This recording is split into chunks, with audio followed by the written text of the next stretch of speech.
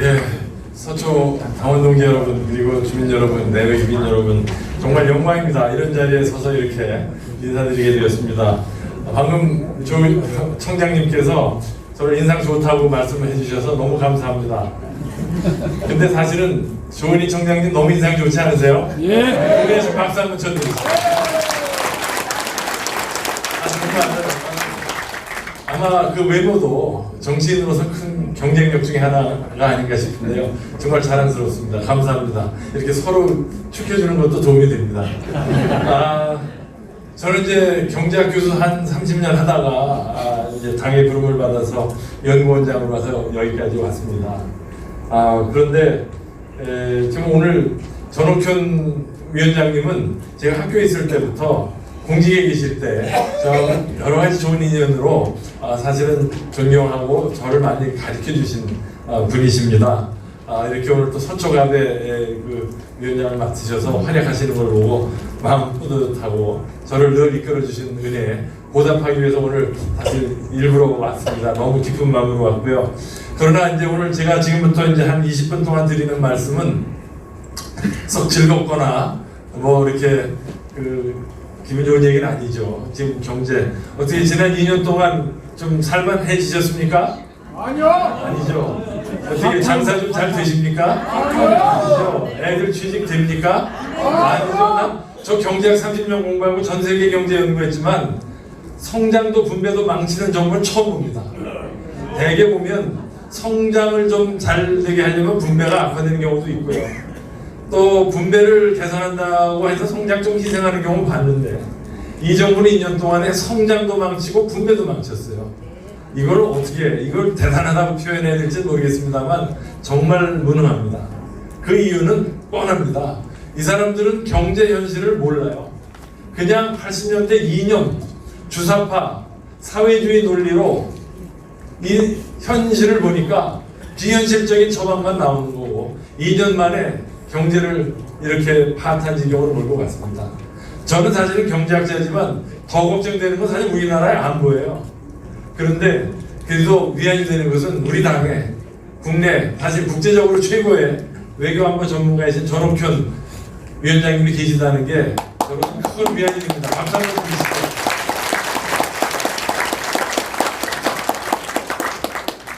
실제로 자유한국당의 외교, 국방, 안보 문제에 관해서는 실제로 지금 현재도 위원장을 맡고 계시지만 항상 대표님과 우리 의원들한테 항상 귀중한 정보를 주시고 가이드라인을 주시는 거 다시 한번 이 자리를 빌어 감사 말씀드립니다. 말씀이 길었습니다. 그럼 오늘 경제 강의를 시작하겠습니다. 아마 대학 다닐 때 경제 공부를 하셨던 분들은 기억하실 텐데요. 항상 첫 저기는 GDP라는 말로부터 시작을 합니다. 어느 교과서나 GDP가 국내 총생산입니다. 그 정의는 이렇게 되어 있습니다. 일정 기간에 한 나라에 생산된 모든 재화와 서비스의 총합. 벌써 지루해지십니까? 예, 이 경제학은요 뻔한 얘기를 어렵게 하는 재주를 갖고 있어요. 그래서 듣고 나시면 다 뻔한 얘기인데 여러분들 여기서 핵심 단어는요 생산량입니다. 생산량. 그래서 GDP를 한국말로 번역하면 국내 총생산이죠. 예, 작년에 1893조 5천억 원입니다. 그러니까 이 GDP는 이 규모로만 보면 세계 11위권이 됩니다. 우리나라가 지금 호주나 네덜란드보다 조금 커요. 경제 규모가. 한 5년 전만 해도 우리가 러시아나 인도하고 같은 정도였거든요. 근데 그 나라들이 이제 커져서 우리를 초월했습니다만 어쨌든 대단한 규모고 이거를 평균 환율로 나누면 작년에 이제 3만 불이 되는 겁니다. 1인당 국민소득이. 근데 제가 오늘 드리고 싶은 말씀이 이겁니다. 우리는 작년에 3만 달러 했습니다. 물론 박근혜 정부 말기에 2만 9천 달러가 됐고 그리고 그냥 1,000달러를 문재인 정부 때 늘어난 거에 불과합니다만 3만 불이 되었습니다. 미국이 6만 불입니다. 그리고 필리핀 가보셨는지 모르겠는데 거기는 지금 3,000달러입니다. 가보시면 어떠세요? 필리핀 벌써 공항 입구부터 시내 들어가면 그 빈곤이 눈에 보이시죠? 우리나라가 3,000달러가 언제냐면 1960년대, 70년대였어요. 그러니까 그때 생각나실 겁니다. 여기 연세 드신 분들은. 그래서 나라가 지금 3만 불이 됐습니다. 그럼 차이가 뭔가요? 아까 GDP, 1인당 GDP가 그렇거든요.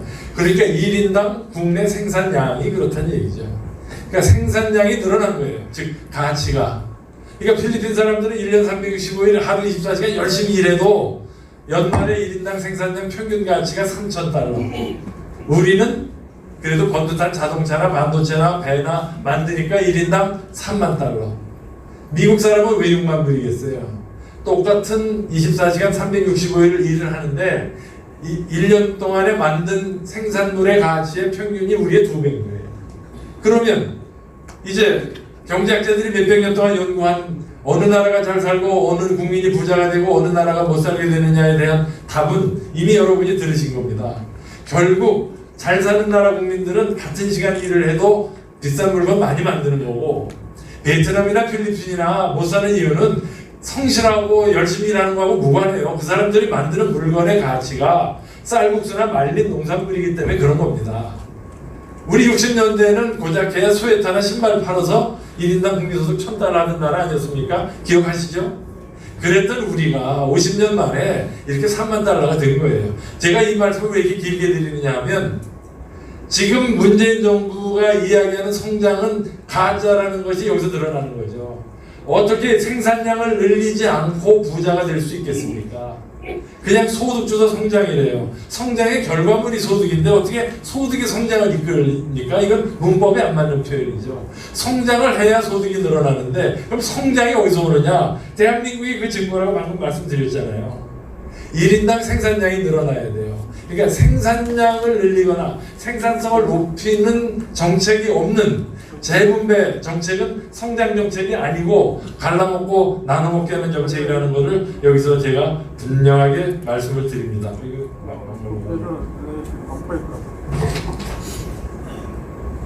죄송합니다.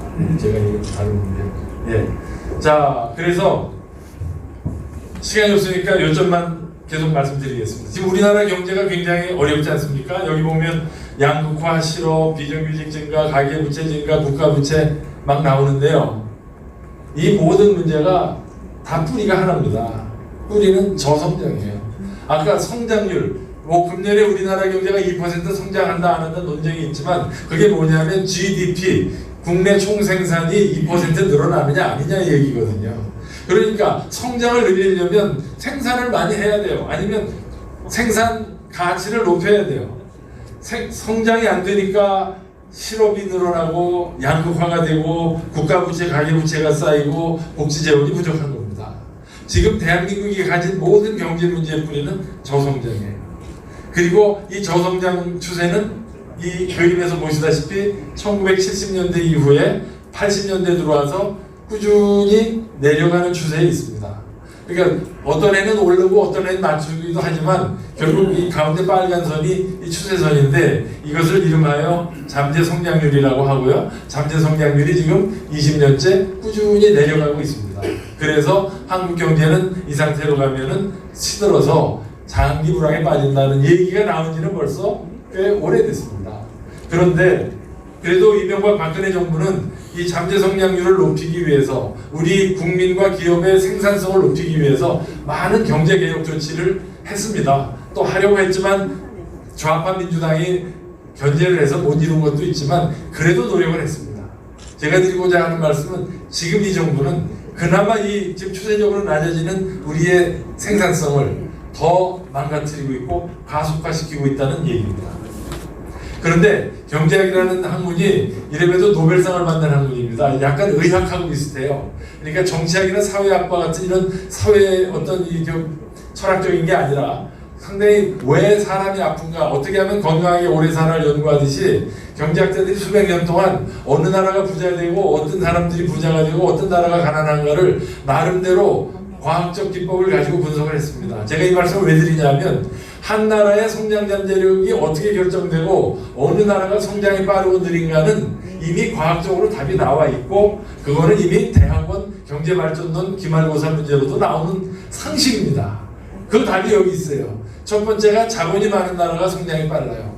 인적 자본하고 물적 자본이죠. 특히 물적 자본, 기업들이 투자하고 기술 개발하는 자본. 대한민국이 7, 80년대 고도 성장을 한 거는 기술 투자와 기계 투자, 설비 투자를 많이 했기 때문이거든요.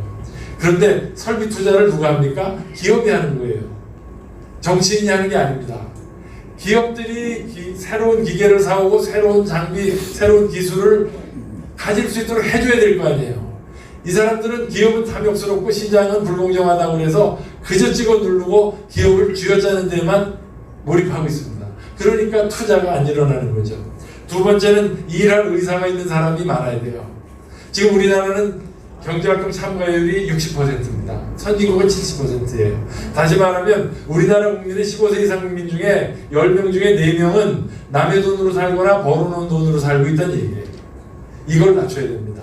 보다 많은 국민이, 특히 은퇴하신 분들과 여성들이 생산활동과 경제활동에 참여할 수 있도록 해줘야 돼요. 이거는 전문가가 아니라도 알 수 있어요. 어떻게 하면 가능합니까? 다양한 일자리 기회가 있어야 돼요. 그죠? 파트타임이 됐든 재택근무가 됐든. 지금 현 정부는 어떻게 하고 있습니까? 무조건 일자리 정규직이고 9시부터 6시까지 일해야 된다는 거 아니에요? 그러니까 일자리가 안 생기는 거죠. 여러분들 최저임금 인상하는 거 누가 좋은 겁니까? 임금을 받는 사람한테 좋죠. 문제는 일자리를 뺏긴 사람은 임금이 제로가 되는 거예요. 여러분들 주 52시간 근로시간 누구한테 좋은 겁니까? 일자리가 있는 사람한테 좋은 거예요. 일자리 없는 사람한테는 아무런 의미가 없어요. 정규직으로 강제 전환시키고 있죠? 누구한테 좋은 거죠? 일자리 있는 사람한테는 좋아요. 일자리가 필요한 청년들한테는 그림의 떡이에요. 다시 말씀드릴까요? 최저임금 인상, 주 52시간 강제로 정규직 전환, 다 누구를 위한 겁니까? 일자리 가진 사람. 지금 우리에게 필요한 게 일자리 아닙니까? 일자리를 만들어야죠. 일자리 가진 사람을 보호하는 거는 이래서 우리가 파퓰리즘이라고 하는 거예요. 일자리 가진 사람을 보호하다 보니까 일자리가 안 생기는 거죠. 일자리를 누가 만듭니까? 기업이 만듭니다. 기업이 사람을 써야 되는데 사람 쓰기를 점점 어렵게 만들고 있어요. 그러니까 일자리가 안 생기죠. 이 당연한 수학적 명제를 현 정부 핵심층은 이해하지 못하고 있습니다. 또 잠재 성장률을 결정하는 세 번째 변수는 바로 생산성이에요. 같은 시간을 일해도 더 많은 것을 생산하면 부자가 되는 거 아니겠습니까? 아까 GDP 말씀드렸잖아요. 그러니까 일주일에 52시간 또는 40시간 근로시간을 줄어들더라도 생산물의 가치, 생산량이 늘어나면 소득 올라가는 거예요. 사실 서유럽의 복지국가가 보면 수요일도 막 쉬는 나라가 있어요. 일주일에 4일 근무해요. 근데도 국민소득이 막 7만 불, 8만 불이에요. 이게 왜 가능한 거예요? 같은 시간 일해도 집중적으로 고부가 가치 물건을 만드니까 그런 거거든요. 그러니까 놀려면 놀아라 이거예요. 그 대신 생산하고 놀아야죠. 지금 정부는 생산성 증가는 없이, 더 물건 만드는 건 없이 그냥 놀아라 하니까 성장률이 떨어지는 거예요. 그러니까 대한민국 경제가 지금 어렵게 된 이유는 아주 자명합니다. 기업이나 근로자나 소비자들이 생산적으로 경제활동을 하도록 제도를 만들지 않고 오히려 비생산적으로 생산하도록 만드는 거예요. 결정적으로 이 말씀을 드리겠습니다. 여러분들 지금 현 정부는 전체주의적이고 국가주의적이고 정부가 그냥 점점 규제 강화하는 거 잘 알고 계시죠? 여러분들 정부가 먹고 사는 문제에 그렇게 유능하다면 모든 거를 먹고 사는 문제를 정부가 해결해 주겠다고 나섰던 구동유럽이나 러시아나 중국의 공산주의가 왜 빈곤과 비효율과 부패로 갔겠습니까? 미안하지만 저도 정치인이지만 정치인이나 공무원들은요 경제 문제에 그렇게 유능하지가 못해요. 먹고 사는 문제는 역시 시장에서 기업이 거래를 통해서 소득과 일자리를 만들어서 먹고 사는 겁니다. 정치인이 일자리 만들지 못합니다. 그래서 정부가 개입이 늘어나고 먹고 사는 문제에 정부의 개입이 늘어날수록 그 나라는 비효율적이 되고 부패가 늘어나요. 여러분들 정부가 먹고 사는 문제에 개입할수록 국민들은 어떤 태도를 취하겠어요? 공무원이나 정치인들 찾아가서 로비하고 조아리게 됩니다. 그게 바로 부패죠. 역설적으로 정부의 개입이 강한 나라, 러시아, 베트남, 동유럽들이 부패가 심한 이유는 바로 정부가 먹고 사는 문제에 개입해서 그런 거예요. 오히려 투명하게 깨끗하게 민간 주도로 시장 거래를 통해서 경제가 발달하면 부패도 없고 오히려 성장률도 높다는 것이죠. 그래서 앞에 말씀드린 대로 시간이 이제 거의 다 됐기 때문에 간단하게 마무리하겠습니다. 성장 잠재력 아까 세 가지 변수 보셨죠. 그럼 결국 기업들 투자 잘하게 해줘야죠. 기술 개발하게 해줘야죠. 노동개혁을 통해서 다양한 일자리가 공급될 수 있도록 해야 되겠죠. 그리고 생산성을 높여야죠. 특히 우리 사회, 우리 경제의 비생산적인 저효율의 구조를 고효율의 구조로 바꿔야 되겠죠. 듣고 보니 뻔한 얘기 아닙니까? 여러분들, 이 그림이 히포크라테스라는 3000년 전에 의학을 창시했던 의학의 할아버지라는 분인데요. 의사들이 3000년 동안 어떤 사람들이 건강하게 오래 사나를 꾸준히 연구했잖아요. 여기 계신 어른들 어떻게 하는 게 건강하게 오래 사는지 알고 계세요? 의학의 결론이 났어요. 담배 끊고 과음 과식하지 말고 체중 관리 잘하고 열심히 운동하면 건강하고 오래 산다고 그래요. 어떻게 놀라우십니까? 뻔한 얘기 아니에요? 진리는 가까운 데 있고 상식입니다.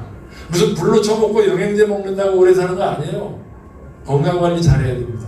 마찬가지입니다. 경제학은 의학보다 일천해요. 300년밖에 안 됐지만 300년 동안 꾸준히 어느 나라 어느 국민이 잘 사는지 연구해 보니까 결론이 났어요. 부지런히 성실하게 애들 잘 가르치고 좋은 기술 가지고 꾀부리지 않는 국민이 잘 살게 된다. 증거가 대한민국이에요. 1970년대 우리가 그랬습니다. 그래서 연락이 온 거예요. 이거를 부정하고 대한민국의 경제 발전은 불균형의 재벌을 위한 것이고 노동자를 착취한 것이고, 이게 지금 문재인 정부의 경제인식이고 역사관입니다. 지금 이 사람들은 대한민국의 업적을 부정하고 있습니다. 이거 우리 동의해서는 안 됩니다. 그렇지 않습니까? 예. 결국 성실한 국민, 열심히 일하는 국민, 애들 잘 가르치는 국민, 남 탓하지 않는 국민이 잘 사는 거예요. 그 반대 국민이 잘 산다면 경제학 다시 써야죠. 영양제 먹어서 잘 사는, 오래 사는 사람 없듯이 무슨 소득주 성장으로 갈라먹고 나눠먹는 거에 버릇이 된 국민이 잘 산다면 그거는 기적이죠.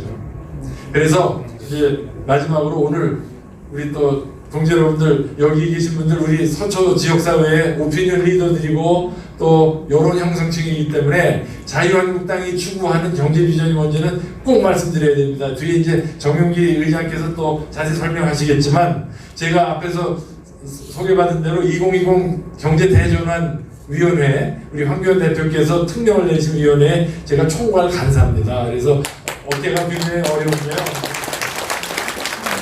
앞으로 우리 자유한국당 사실은 새로운 게 아닙니다. 말씀드린 대로 우리 경제에, 기업에, 국민의 근로의욕, 생산성을 높여서 1인당 생산성을 높이면 다 해결되는 거예요.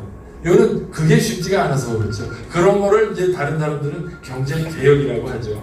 우리는 자유한국당의 경제 비전은 개인과 기업이 가진 잠재력을 최대한 발휘할 수 있도록 경제적 자유를 드리겠다는 거죠. 지금 문재인 정부와 아주 대치되는 점입니다.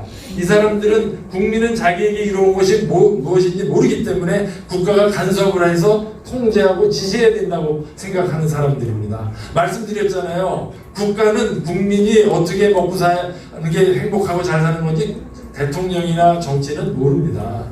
내가 뭘 해서 어떻게 먹고 사는지는 내가 더 잘 압니다. 그래서 자유한국당은 60, 70년대 대한민국 경제 고도 성장의 그 전통을 이어서 개인과 기업의 자유와 창의를 중시하겠다. 이게 새로운 얘기가 아닙니다, 여러분들. 대한민국 헌법 119조가 그렇게 쓰여 있어요. 대한민국의 경제 질서는 개인과 기업의 경제상의 자유와 창의를 존중한다라고 헌법에 써 있습니다. 별게 아닙니다. 자유한국당의 경제 비전은 자유민주주의 시장경제 헌법 정신에 충실하자. 이거 이상이야도 아닙니다. 이게 뭐가 그렇게 신기하고 힘듭니까? 우리가 그동안 40년 동안 이 정신에 투철해서 여기까지 끌고 왔는데 다시 돌아가자는 겁니다. 여러분들, 문재인 대통령이 어느 자리에서 국가가 국민의 삶을 책임지겠다고 해서 많은 사람들을 찡하게 했는데, 여러분들 어떻게 느끼십니까? 국가가 국민의 삶을 책임진다고요? 북한이 그렇습니다. 그렇죠. 북한 아주 정확히 보셨어요. 북한이 그랬습니다. 국가가 우리의 삶을 책임진다는 얘기는 우리가 노비가 된다는 뜻이에요. 여러분들, 조선시대 노비 주인이 책임졌잖아요. 일하든 안 하든 어쨌든 먹여주고 재워줬잖아요. 지금 문재인 정부가 우리를 그렇게 보는 겁니다. 우리 동의할 수 있습니까? 동의할 수 없습니다. 여러분들, 제대로 된 나라는 국민이 국가를 책임진다. 맞습니까? 스위스 헌법 6조가 그렇게 되어 있답니다. 저도 이번에 봤는데 제대로 된 나라는 국민이 국가를 책임지는 나라입니다. 어떻게 국가가 국민을 책임집니까? 우리는 대한민국을 지키고 대한민국의 주인입니다. 우리가 국가를 책임집니다. 여러분들 앞으로 좌파들 만나시면은 설득하세요. 여러분들은 스스로 노예의 길로 가고 있다고 가르쳐 주십시오. 여러분들이 지역사회의 오피니언 리더입니다. 오늘 여기 재건축 문제 종부세 다룬다고 그래서 전옥경 위원장님이 또 각별히 말씀을 하셔서 우리 당이 재건축 규제와 종합부동산세 그리고 재산세에 대한 입장이 무엇인지 간단하게 설명을 드리겠습니다. 이미 언론에 보도가 됐지만 저희는 국민부담경감 3법이라는 법을 이번에 국회가 개회되면은 집중적으로 추진해서 통과시키려고 합니다. 그 중에 첫째가 부동산 가격 공시법을 개정하려고 합니다. 지금 문재인 정부는 증세는 안 한다고 하면서 공시지가를 자꾸 올려가지고 안 보이는 감춰진 증세를 하고 있습니다. 이거는 조세권의 남용이고 법을 위반하는 겁니다. 그래서 저희 자유한국당에서는 부동산 가격 공시법을 개정해서 행정부가 임의로 공시지가를 무분별하게 인상하는 것을 막도록 하겠습니다. 그리고 지방세법을 개정을 해서 이 재산세라는 게요, 소득이 없는데 징수가 되는 겁니다. 내가 아직 갖고 있는 부동산 팔지도 않았는데 값 올라갔다고 현금을 뜯어가는, 이거는 엄밀히 말하면 위헌입니다. 특히 타격을 받는 분들이 부동산 아파트 한 채 가진 은퇴하신 분들 아닙니까? 이게 약탈이지 뭐가 약탈입니까? 맞습니다. 우리 자유한국당은 이거 받아들일 수가 없습니다. 그래서 1주택 은퇴자들은 재산세를 경감해주고 지방세법을 함부로 올려서 세율 함부로 못 올리도록 하는, 소득이 없는 곳에는 중과세하지 못하도록 하는 개정안을 이미 제출했습니다. 잘 지켜봐 주시고 우리가 이번 국회에서 이 법을 통과시킬 수 있도록 힘을 모아주시기 바랍니다. 그리고 이 재건축 규제, 앞에 제가 자리에서 우리 조 청장님께 자세히 여쭤봤어요. 이거 박원순 때문입니다. 예, 부총장님은 재건축의 애로사항 다 해결하셨대요. 서울시가 말도 안 되는 제약으로, 예, 고마운 얘기입니다. 지금 마무리하려고 했더니 5분만 더 얘기하려고. 제가 강의 많이 다녀봤지만 마무리해달라는 얘기 들었는데 더 해달라는 얘기, 이건 잘한다는 뜻으로 받아들여야 됩니다. 경제 강의하고 잘한다 소리 듣는 건 거의 불가능합니다. 제가. 근데 여러분들 지금 이 재건축 규제, 이게 부동산 가격을 잡는 거는 중앙정부의 거시경제로 해야 됩니다. 무슨 재건축 규제라든지 무슨 기부채나 뭐 안전진단, 말도 안 되는 법적 근거도 없는 규제로 국민의 재산권을 침해하고 있는 거 아닙니까? 부동산 가격을 잡는 건 잡는 거고 국민들의 재산권과 생활 안전, 삶의 질 향상은 추구하게 해줘야죠. 어떻게 그런 안전진단이나 기부재난이나 이런 미세한 보이지 않는 규제로 부동산 가격을 잡겠다고요? 저도 경제학 공부 30년 했지만 이런 정책은 보다 처음 봅니다. 이건 잘못된 겁니다. 이거 막겠습니다. 도와주십시오.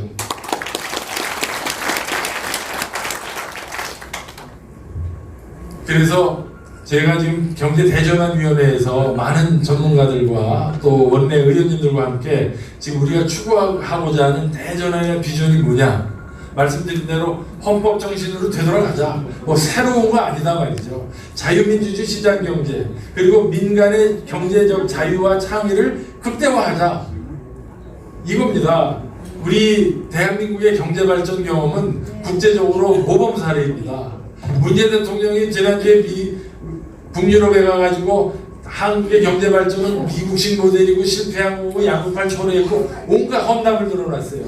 아마 그 나라 대통령도 좀 당황했을 겁니다. 지금 동남아나 남미의 수많은 나라들이 오늘도 열심히 일하는 거는 저 아시아의 사우스 코리아라는 나라가 최빈국에서 한 세대 만에 선진국이 됐다는 그 희망의 불빛을 보고 지금도 대한민국에 와서 배우려고 하는 거고 열심히 일하는 거거든요. 그 대한민국의 대통령이 외국에 가서 대한민국의 경제 발전을 폄훼하고 우리는 실패한 나라라고 얘기하는 게 이게 정상입니까? 그러네.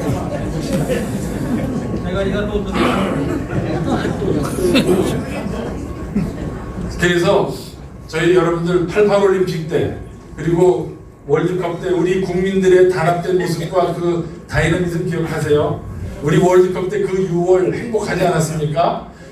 비록 4강에서 끝났지만 너무 즐겁고 행복했고 그때 우리 국민들은 너무 태극기 앞에서 만세를 부르고 그랬지 않았습니까? 저는요 고구려 시대 이래로 우리 민족이 신바람 문화가 있는 것 같아요. 이게 한번 신바람이 붙으면요 물불 안 가리고 갑니다. 그게 우리가 7, 80년대 고도성장 때 그렇게 했던 것 같아요. 근데 또 이 신바람에 이면은 한번 김이 새면은요 아무것도 아니에요. 그냥 우울해요. 지금 저희는 그런 것 같습니다. 지금 대한민국의 이 역동의 에너지, 다이나미즘을 문재인 정부는 과거를 뒤집고 역사를 부정하고 대한민국을 창피한 나라로 만들면서 국민들을 이간질해가지고 서로 갈등의 에너지로 정치적 이익을 취하고 있다고 저는 봅니다. 우리 국민들의 긍정 에너지를 하면 된다, 신바람 에너지를 앞으로 나가야죠.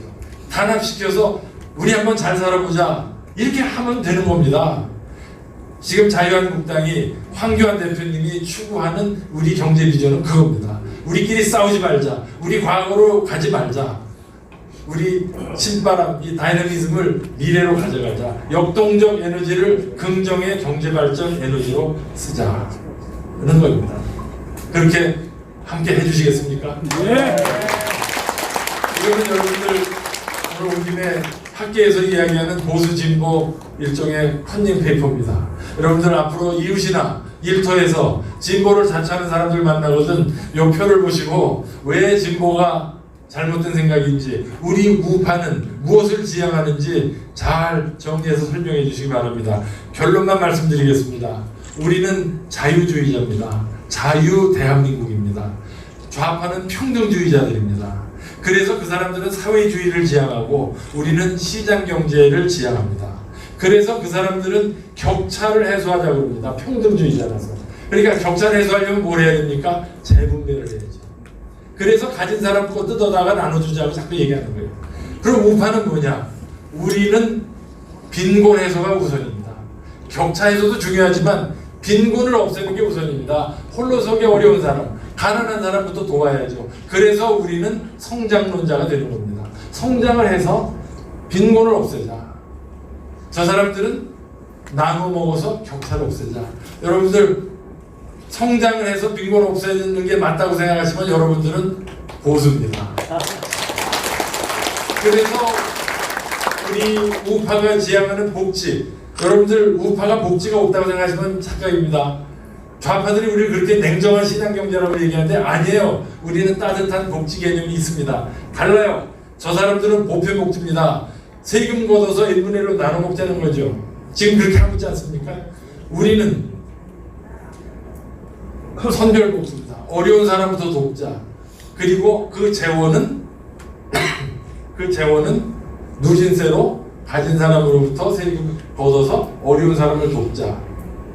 그래서 여러분들 우리 전통 가치관에 이미 있어요. 십시일반이라는 사자성어 아십니까? 10사람이 조금씩 모아도 한 사람을 크게 도울 수 있다는 거 아니에요? 그게 우리 조상들이 가졌던 복지 이념입니다. 그러니까 우리도 두루두루 조금씩 걷어서 어려운 사람부터 돕자는 게 우리 자유우파의 복지 개념입니다. 저 사람들은 부자로부터 뜯어서 골고루 나눠 먹자는 거죠. 여러분들 수학하시니까 생각해 보세요. 소수로부터 걷어서 다수가 나눠 먹는 게 지속 가능하겠습니까? 안 되죠.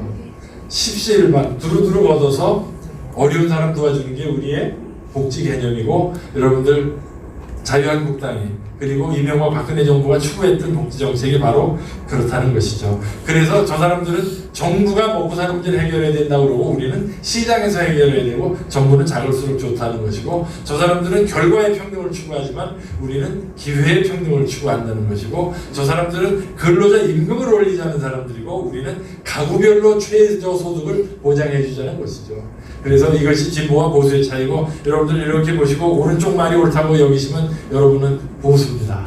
여러분들 이렇게 이 보수 가치를 우리 서초구와 우리 서울시와 대한민국의 확산될 수 있도록 힘을 모아주시기 바랍니다. 제 말씀은 여기서 마치고요. 질문하실 분이 있다고 그래서 일단 질문을 받도록 하겠습니다. 감사합니다. 두 분만 받겠습니다. 혹시 이해가 안 가시는 부분이 있으시거나 혹은 의원님께 질문하고 싶으신 분들 손 들어주시겠습니까? 네. 일어나서 말씀해 주시면 됩니다.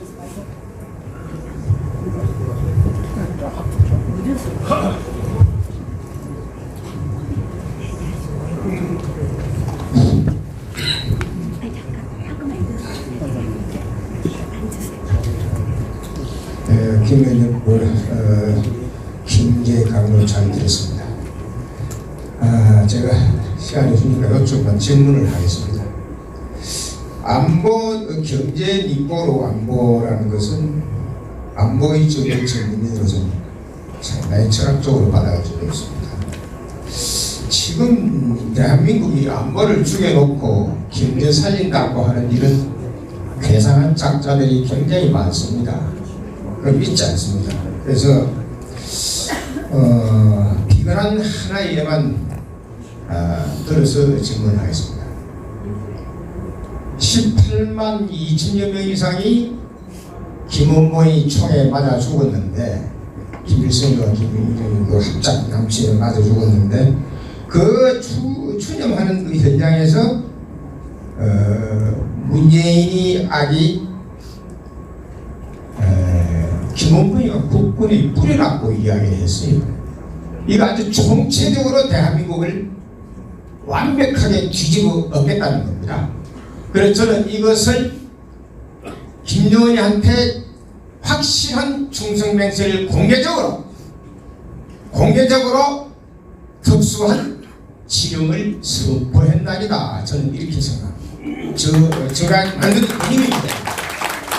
저는 안보의 전문의로서 그걸 생각해보니까 왜 이 작자가 그런 식으로 이야기했는가 해서 저는 굉장히 의아스럽고, 그날 초청이 되는데 저는 현장에 가지 않겠습니다. 제가 갔더라면 아무래도 그날 기분상 무슨 일이 날 것 같아서 저는 가지를 않았습니다. 그런데 김원봉이가 국군의 뿌리라는 데 대해서 우리 한국 자유한국당에서는 어떠한 대책을 갖고 병치하고 있는지 그거 하나 하고, 두 번째는 그 애국 보수 대통합을 위해서 요거는 나중에 황교안 대표님이 제가 질문을 할 수 있는 기회가 있을지 모르겠는데 제가 질문을 드리는데 지금 우리 김 의원한테 말씀드려도 될까요? 나중에 하시죠. 하나만. 아니요, 그거 하나만 하겠습니다. 지금 하나만. 예, 이상입니다. 예. 감사합니다. 어떻게 한 번 더 받고 할까요?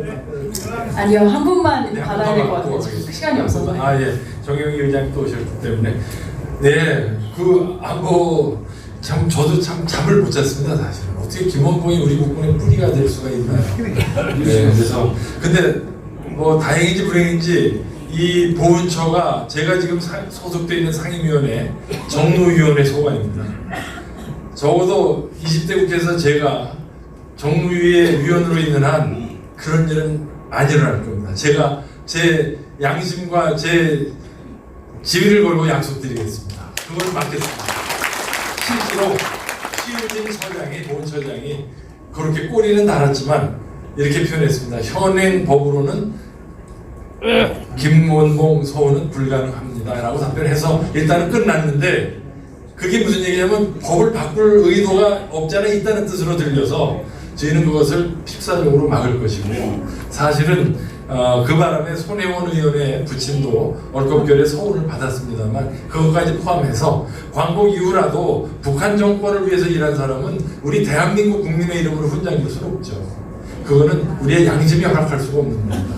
제가 저는 뭐 여러분 앞에서 공개적으로 약속드립니다. 적어도 20대 국회에서 이런 일은 벌어지지 않을 거라고. 정용기 의장님도 오셨으니까 제가 여기서 아주 장담합니다. 그리고 보수 대통합은요.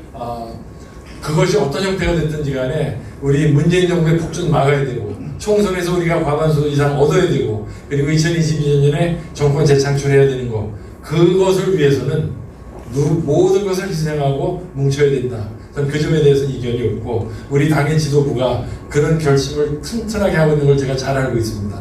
그리고 그 목판에 또 우리 존옥현 위원장님도 계십니다. 저는 존옥현 위원장님이 우리 당의 안보 외교를 책임지고 계시다는 데 대해서 정말 감사하고요. 우리 존옥현 위원장님이 큰 정치인으로 크실 수 있도록 여러분들 많이 도와주시기 바랍니다. 저도 존옥현 위원장님과 함께 일했지만 우리나라가 잘 되는 날까지 함께 일하겠습니다. 경청해 주셔서 감사합니다. 마치겠습니다.